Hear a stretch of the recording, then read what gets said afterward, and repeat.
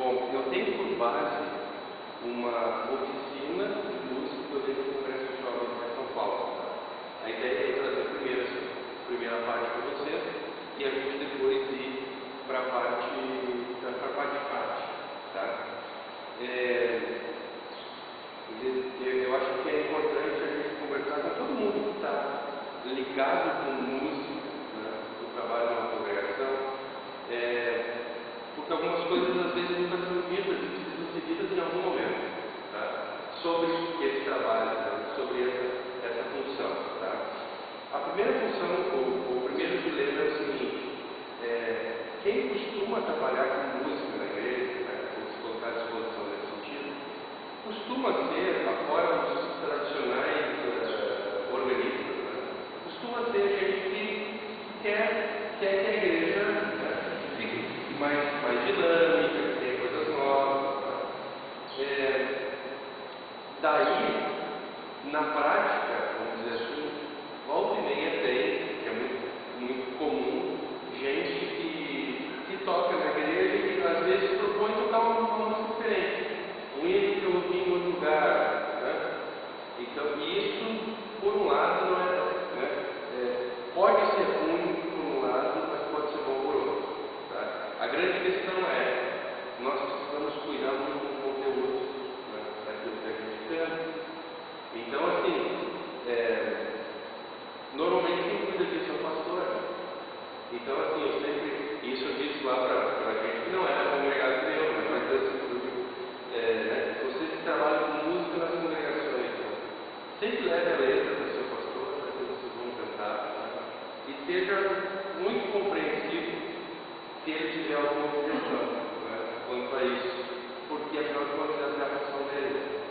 Cuidar com o conteúdo daquilo que é cantado, daquilo que é escrito, daquilo que é ensinado na igreja. Né? Ele está aí, ele foi chamado para isso. Né?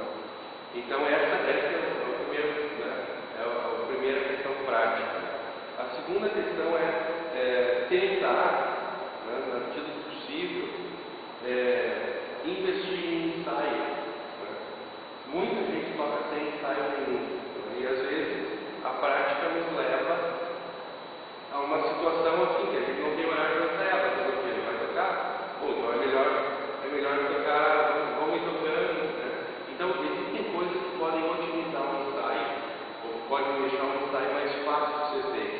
Algumas dessas combinações eu quero fazer aqui, né? Para que a gente já tenha algumas diretrizes para que o ensaio possa ser mais enxuto, né? Para que a gente possa ter mais coisas já pré-combinadas. Né? É importante também que alguém que for, né, que vai tocar tem que chegar com uma antecedência, né? Também, né? Até para ver se está tudo funcionando. Né? Tá? Por isso eu digo, tudo que eu vou apontar hoje são coisas mais práticas e teóricas. Né? Coisas,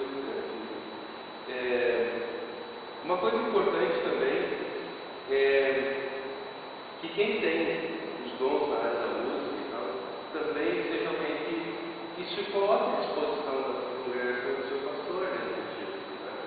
Né? Às vezes a gente tem algumas pessoas que a gente tem que ficar correndo atrás e insistindo muito para que eles toquem, né, alguma vez, para que eles participem. Né?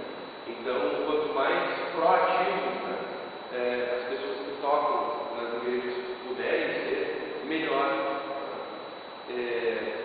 Até porque costuma acontecer muitas vezes. O pastor às vezes não insiste com alguém, tenta e tal, o cara até toca uma vez, duas, mas o pastor com vezes chega numa situação que ele está certa vez, tem que insistir tanto, nem para contar mais tarde.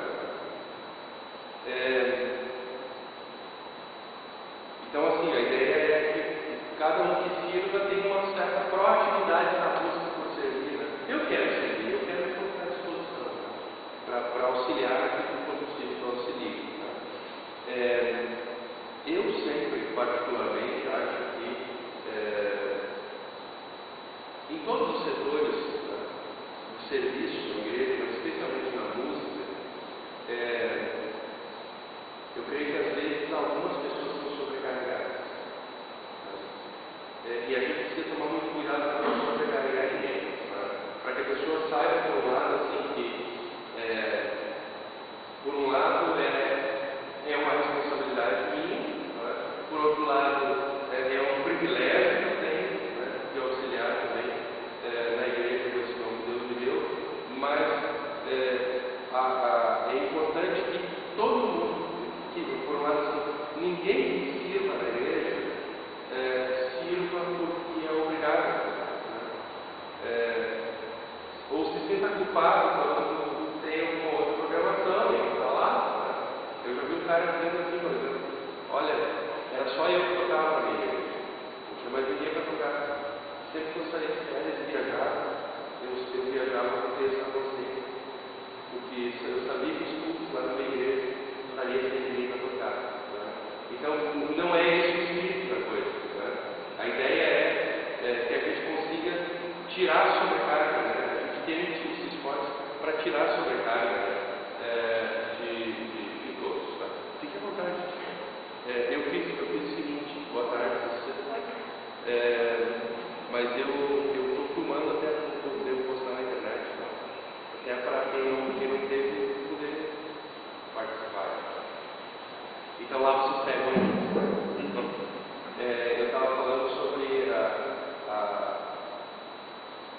aquilo que eu acho muito importante de se fazer, de evitar a sobrecarga das pessoas que tocam na igreja, né? A gente tentar trabalhar entre essas pessoas que tocam uma escala, né? Formas de a gente não precisar sobrecarregar ninguém, né? De maneira que todos possam participar, mas que ninguém se sinta assim com peso na consciência quando não pode participar. Para isso é muito importante a formação de novas lideranças, né?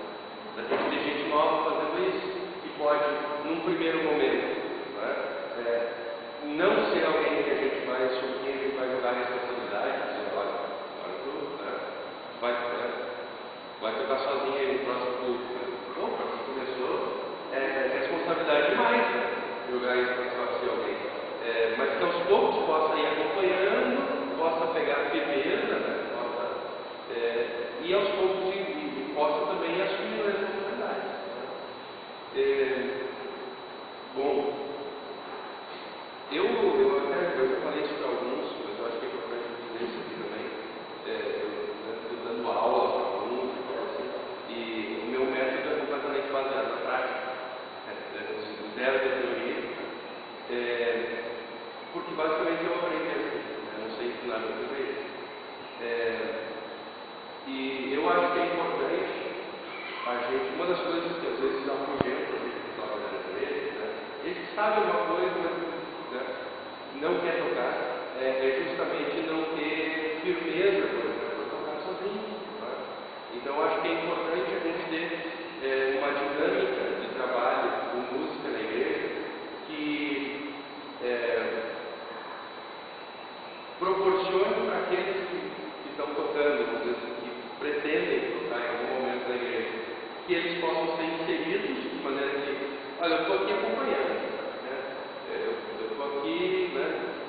E isso para quem sabe muito pouco, né? Vem e toca comigo, tá? E se tu errar, tu está errado, não tem problema, tá? Se tu te perder, parei de tocar, não, esse eu desisti. Essa música pode ser que aconteça, não tem problema nenhum se isso acontece, né? Quem está iniciando, né, precisa ter esse crédito, né? Poder fazer isso.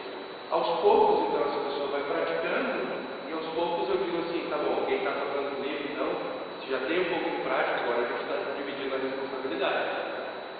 E no terceiro momento eu posso dizer assim, tá bom, então agora quem está tocando e quem é responsável por tocar no culto é tu. Eu estou aqui do lado e vou te acompanhar. Especialmente também para que, se acontecer da pessoa errar, eu estou ali junto também, né? Para não deixá-la sozinha nesse sentido, né? Além disso, eu acho que cabe, e essa conversa com vocês, eu acho que também é importante para isso, cabe uma palavra sobre, por exemplo, o uso de tudo que é equipamento que a igreja tem. Eu acho que isso é importante a gente falar também, né? Quem usa isso. Acho que não é legal quando isso vira algo como se fosse do pastor, né? É ele que dividir essa responsabilidade, né, por um lado, e dividir o cuidado por outro. Né? Por isso, né, se a igreja, se a nossa igreja tem hoje um equipamento à nossa disposição, a gente precisa aprender a cuidar dele, precisa aprender a usar ele também. Né? Talvez aí caiba até um momento que o Tobias dá umas dicas sobre mesa de som, sobre equalização e tal, porque não é legal quando é um, dois, né, quando é pouca gente que sabe isso. Né? Dá um problema no culto aí que ninguém sabe. Eu cheguei numa igreja uma vez, o pessoal estava tocando e tal, eu conheci o pessoal, e eu pedi licença para mexer na mesa, porque tinha canais assim, que o microfone estava com um gravo inteiro, e aqui estava estourando as caixas de som, uma coisa assim, e aí o pessoal que estava tocando não tinha a mínima ideia de que era uma mesa de som, e, né, eles no máximo mexiam no volume, né, e aí um deles pegou o microfone e disse assim, ó, ele arrumou. Quer dizer, a gente precisa ter esse cuidado de também aprender a lidar com o equipamento que está à nossa disposição, né, e cuidar dele. Né? Quer dizer, a gente deve, por um lado, ter cuidado com tudo aquilo que é da igreja, né? A gente tentar, no máximo, conservar, né? E, se possível, melhorar, né? O que a gente tem. E até se vocês tiverem sugestões de melhora, né, alguma coisa que pode melhorar, aos poucos eu acho que também a gente está no caminho de melhorar.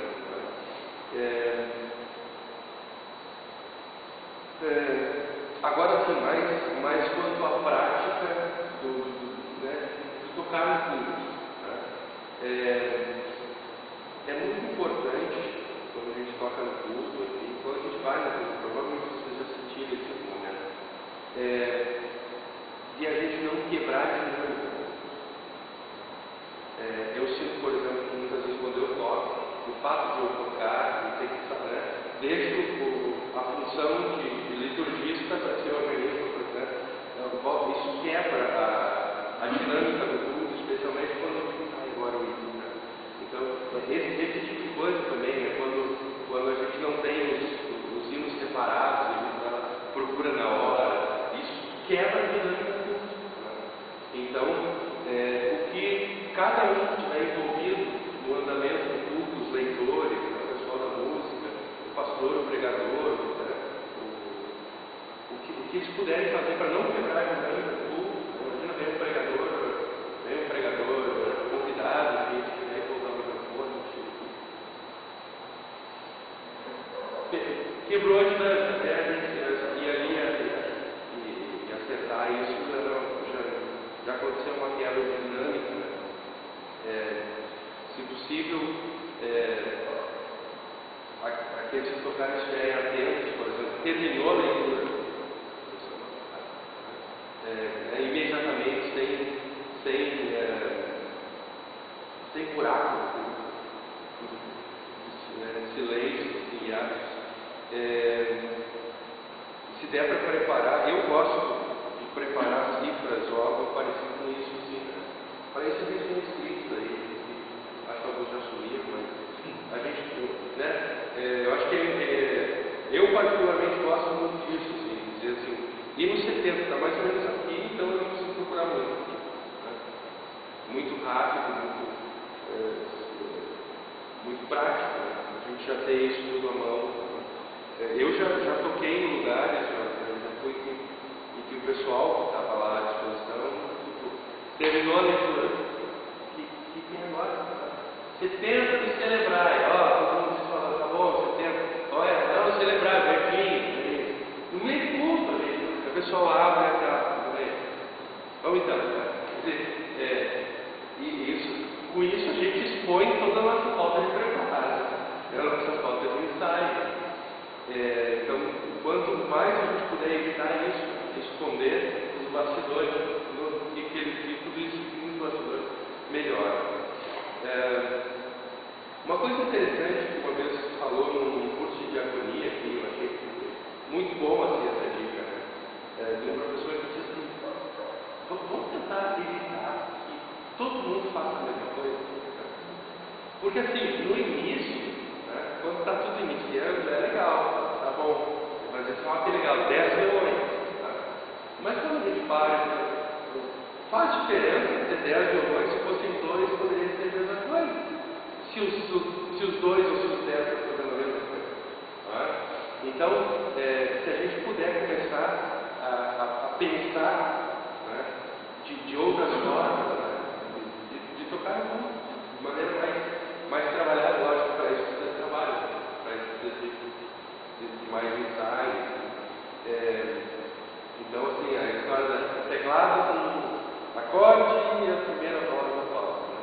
Então, se dá para fazer outra coisa, vamos fazer outra coisa. Então, se isso for possível, lógico, às vezes não é. Às vezes está bom, fala acorde, mas tem que ser assim, dessa vez. Eu mesclei uma série de assuntos aqui, tá? Tempestade de ideias. Uma das minhas ideias é assim, é que as pessoas que tocam na igreja reflitam alguma vez sobre a sua função nesse sentido. Qual é a função de quem está aí tocando na igreja, de um músico na igreja? Por um lado, é alguém que coloca um dos seus dons à disposição do reino de Deus no funcionamento da igreja, um dom que não é nem maior ou mais importante, nem menor ou menos importante que qualquer outro dom, né? Mas que é muito reparado. Dessa forma, então, assim, nós podemos, quando a gente toca no culto, ocupar 3 funções diferentes. A gente pode ser que a gente cante para a congregação. Às vezes tem salmo, né? A letra que vai dizer isso, na verdade. Às vezes é um hino que, né, não é um hino para que a congregação cante junto. Às vezes e não tem problema nenhum de ser assim. Né? Então, às vezes, por exemplo, um coral. O coral vem aí para o quê? Muitas vezes canta para a congregação. Às vezes, como uma mensagem proclamatória, né, da palavra de Deus para a congregação. Não tem problema nenhum de se fazer isso. É possível que também aqueles que cantem, né, toquem na igreja, cantem e toquem pela congregação. Aí o sentido é diferente. Não é uma mensagem divina que é pregada para a congregação, mas, por exemplo, cantando uma oração ou algo parecido. Né? É como se aqueles que estivessem ali cantando representassem a congregação, estivessem cantando para Deus como representantes da congregação. Tem um problema? Também não tem problema nenhum nesse sentido. Né? Normalmente, igrejas evangélicas, pentecostais, usam muito isso. Né? E nós temos uma característica de termos hinos e postura, né, de quem canta com a congregação, né, junto com a congregação, acompanhando a congregação. Né. E em cada uma dessas funções, ou para cada uma dessas funções, a gente usa ou pode usar estilos diferentes, ou pensar naquilo que a gente está fazendo de uma maneira diferente. Né. Quando a gente canta pela congregação ou para a congregação, normalmente a gente vai estar fazendo isso com mais arranjo, a gente pode investir mais em arranjo. Tá? Normalmente o som para que a gente faça isso está mais alto também, tá? Para que não aconteça da congregação se atravessar naquilo que a gente está fazendo e é preciso. Né? Aquilo que a gente está fazendo exige isso. Né? Exige que o som esteja mais alto e que, se o pessoal se atravessar, a gente consiga manter que eles percebam, né, que eles não estão fazendo as coisas com a gente. Né? Até podem cantar junto, né? Mas nesse sentido, o arranjo é algo importante, principal. Quando você tem uma banda, por exemplo, né, o herdeiro está lá tocando, né, no lugar, então vamos tocar com o pessoal canta. Não, a gente ensaiou, ponto. Né? A gente então, eles, né, vai se cantar muito mais para a congregação, pela congregação, do que com a congregação. Normalmente, com a congregação, fica melhor algo tipo uma hora, mais 5 horas, acompanhando a congregação. Às vezes estava puxado, está muito devagar, mas às vezes precisa aumentar até para impor a melodia, o pessoal está fugindo. Então, quando a gente canta com a congregação, a gente costuma cantar um pouco arranjo, com um som mais baixo, numa função assim, de condução da própria congregação. Lógico que é preciso evitar extremos. Eu já toquei em lugares assim que, quando a congregação não entende isso, ela vai dizer, a gente está ali por uma banda convidada para tocar no lugar, e o pessoal diz, está alto, baixo, porque a gente não está conseguindo ouvir a congregação. Bom, hoje não é dia de ouvir a congregação, preciso dizer isso. Hoje é dia de convidar a banda também. Então, é assim, né? Então, eu gostaria de propor que a gente, aí essa proposta ela tem um lado bem prático. Propor que a gente tenha combinado um esqueleto do que a gente vai tocar e como que a gente vai tocar, para a gente não ficar na dúvida, né? Como é que vai ser a introdução? Será que tem?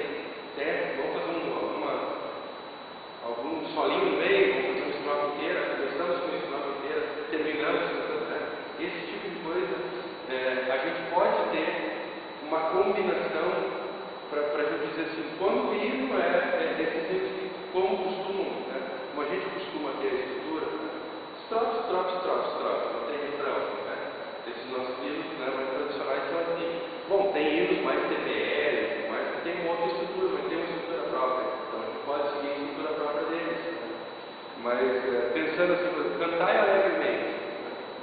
Poxa, olha só, ele tem 3 estrofes. Cantar 3 estrofes seguidas, sem uma pausa para respirar, né? É algo meio cansativo para a congregação. Seria legal a gente botar algo no meio, mas também botar algo no meio de todas as estrofes. A gente speed demais ali.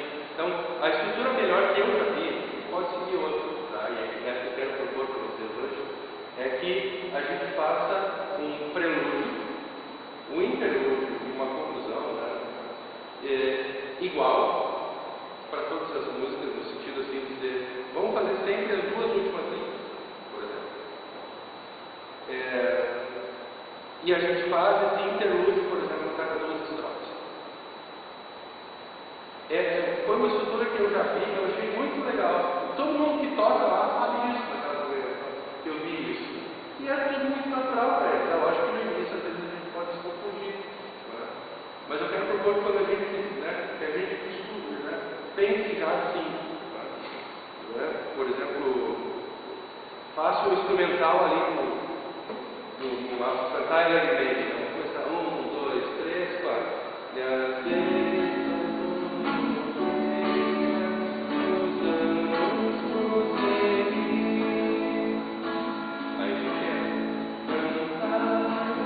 E aí cantamos 2 estrofes, fazemos a mesma coisa. Se alguém estiver fazendo uma melodia, algo parecido, uma flauta, um teclado, eu acho que essa introdução, esse interlúdio, essa conclusão, elas contribuem com a dinâmica do público.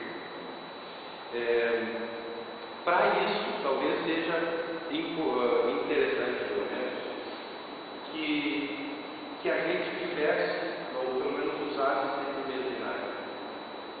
Porque talvez a gente possa até, em cada livro, fazer eu faço a minha marcação aqui, o que é a introdução, o que a gente vai fazer.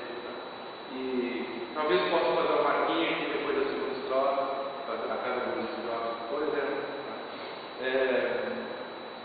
E no momento que nós vamos tocar isso de novo, a gente precisa combinar. Então, fazendo isso, a gente poupa muito tempo no tempo de ensaio e a gente pode até investir mais tempo em outras coisas, em arranjo de algum hino. talvez possa ser interessante a gente ir pegando e fazendo as coisas mais no início, né? Mais simples, mas na medida que a gente tem já alguns pré-ensaiados, a gente pode começar a pensar em fazer, por exemplo, a gente ensaia todos aqui, né? Vamos tocar amanhã. A gente vai ensaiar todos os hinos, mas a gente vai ensaiar especialmente um arranjo, que vai ser o nosso novo arranjo para tudo que o mundo está fazendo, né? Por exemplo, pega esse, toca nesse. Bom, tudo isso que eu estou dizendo é questionável, né? A gente pode fazer de outra forma, mas eu queria propor isso. Queria propor ainda uma outra coisa, que a hora que vocês quiserem parar de tá? Que é convidar a congregação dos nossos mensagens. Qual é a minha ideia? Você deve conhecer a congregação de São Vicente.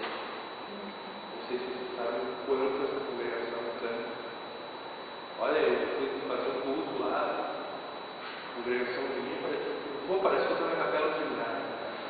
É aquela ideia assim, do pessoal cantando mesmo. E eu perguntei para o líder lá da congregação, como é que essa congregação canta assim e tal. Ele disse, olha, na verdade nós cantávamos muito mal. Mas teve um pastor aqui que começou ele marcou um dia por semana, uma noite, no meio da semana, para que a gente ensaiasse os hinos que ele tinha cantado aqui. E aí não vinha todo mundo, né? Vinha lá uma dúzia de pessoas, uma dúzia de membros que gostavam de cantar, e era a ideia, só ensaiar os hinos. Vinham para a igreja e ensaiavam os hinos. E aí no culto, esses membros já sabiam os hinos e cantavam com convicção. Isso acontece logo bem aqui. A primeira estrofe é sofrível, a segunda, às vezes, a terceira é bonita. Né? Então, assim, poxa, imagina se o pessoal tivesse cantado antes, se soubesse. Então, eu pensei em a gente simplesmente abrir o convite para que a gente esteja nos nossos ensaios e que auxilie no cantar. Né? Lá do seu lugar. Auxilie. Eu acho que isso pode ser uma utilidade para a congregação. Então, pode ser também uma tentativa de um início de um trabalho que muita gente já me pediu, está no coral. Né? Eu digo, tá, pega a minha agenda e conta uma decoral aí, não dá tempo. Né?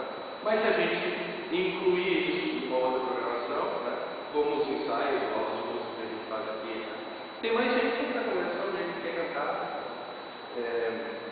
Então eu até nas últimas aulas de música tenho incentivado que o pessoal que está aqui tocando e tal também tem que cantar junto, né? Porque também é quase que uma escravidão, né? A gente tocar um instrumento, mas não saber cantar. Você pode depender de alguém para cantar para ti, senão não vai ficar bonito. Isso é uma jogada dessa assim. Tá? Isso, na verdade, é uma coisa que eu vou dizer, ela está ligada com uma coisa que eu já disse lá, de tentar não fazer só acordes, né? Base, ou pelo menos fazer acordes diferentes,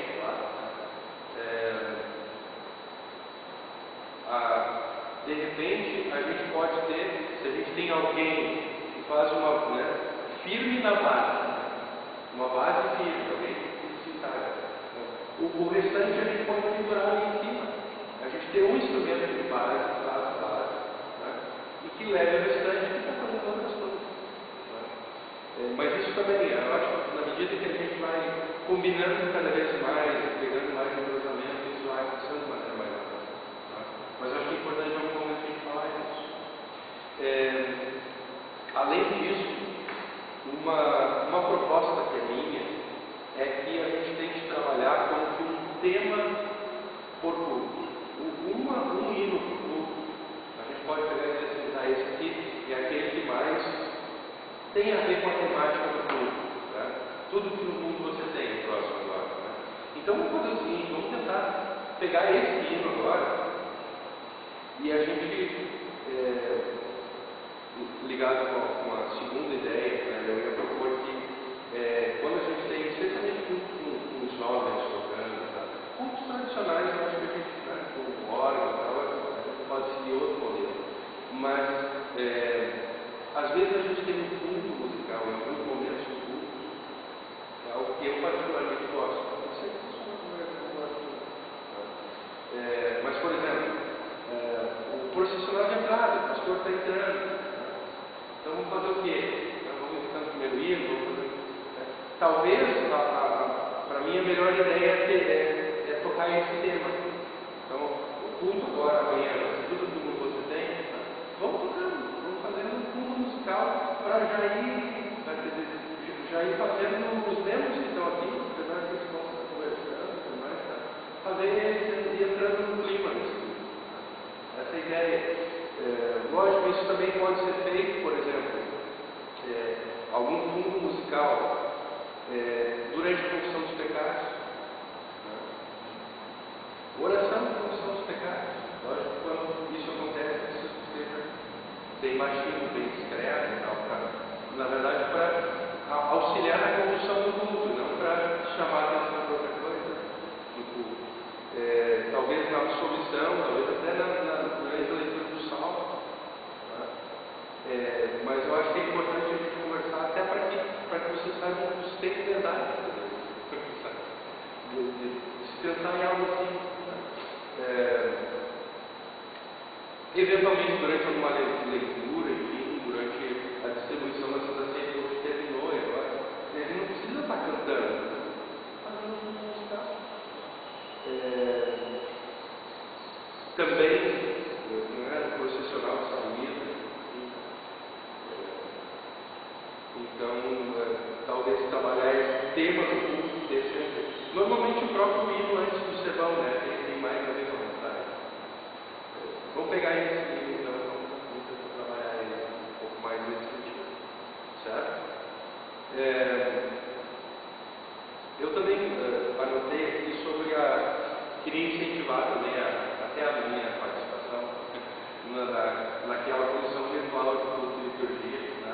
Aquilo é uma tentativa, assim, eu nem falei com vocês aqui pessoalmente sobre isso, só mandei o recado lá na criação do grupo. Né? A ideia é a seguinte, é que, por um lado, quando só um está pensando, né, no culto, na liturgia, no ensino e tal, eu acho que a criatividade de qualquer um, ela tem limite. E talvez tenha algo que, às vezes, depois que eu participo do culto e tal, eu vejo, poxa, olha só, estava caindo de madura, né, para a gente fazer um texto. Talvez se outra pessoa tivesse lido os textos, às vezes lendo o texto a gente lembra do hino, por exemplo. Né? Então eu gostaria de pedir a participação de vocês nesse sentido. Né? Na medida do possível, ler os textos, sugerir algumas partes litúrgicas até. Né? A gente podia cantar, sei lá, vários livros. Uma outra coisa que eu lembrei essa semana, porque eu fiz isso essa semana, um dos textos bíblicos me lembrou de um vídeo que eu tinha e tal. Eu quero incluir esse vídeo no culto depois da leitura do texto. Um vídeozinho curto e tal, sobre que Paulo diz, né, que Jesus, a segunda vinda de Jesus vai ter um ladrão na noite. Tem um videozinho que olha, câmera de segurança, flagra o ladrão entrando em casa, a mulher deitada no sofá dormindo, entra no carro. E ele levanta o cardápio. O dia do Senhor virá como ladrão na noite dele preparado. Interessante, uma ilustração legal sobre o texto. Né? E talvez um de vocês pudesse conhecer isso. Olha, tem um vídeo lá para a gente usar no culto, incluir na dinâmica do culto. Bom, essa é a parte mais, né, mais teórica do que prática. A minha ideia agora é mexer com uma parte prática. Tá?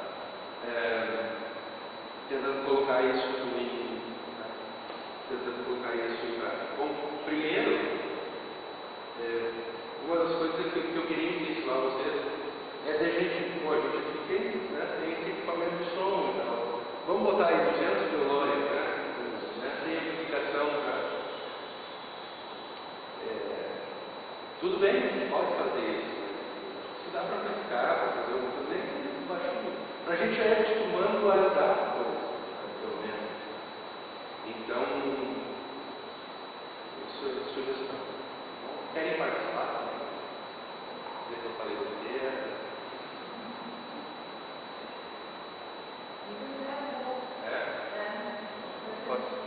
Deixa eu tornar o